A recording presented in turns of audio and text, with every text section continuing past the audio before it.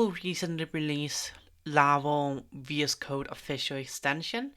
It has some pretty neat features, so let's check them out.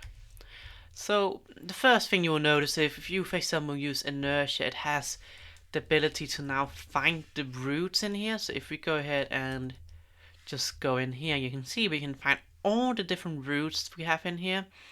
You can easily go ahead and add them in here, and I can just go ahead and search for dashboard and insert it in here. Let's say you wanted to have a config in here, and you want to get something from config app.name or app, and anything in here really, it has autocompletes for those, which is also super convenient.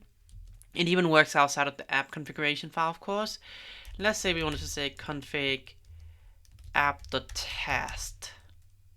In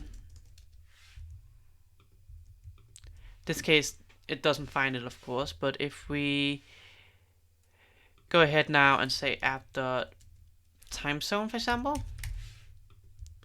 we can click on it and it goes right into here, and it goes right into the env file, just holding command or control, depending on the use case, to enter that. It also has further features such as app bindings, so for example app make auth driver.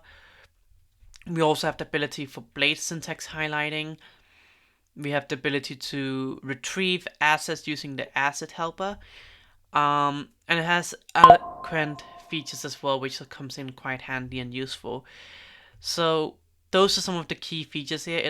Another thing is, again, if we head into our controller, so let's head into dashboard controller, and let's say return redirect root, and we get all the roots listed here as well as another helpful feature. So we have some helpful root features as well along with it. That's just some of the things that comes with this extension.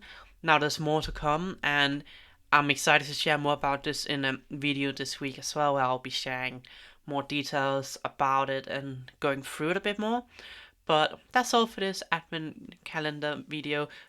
Please hit the like and subscribe button, and I'll see you in the next one.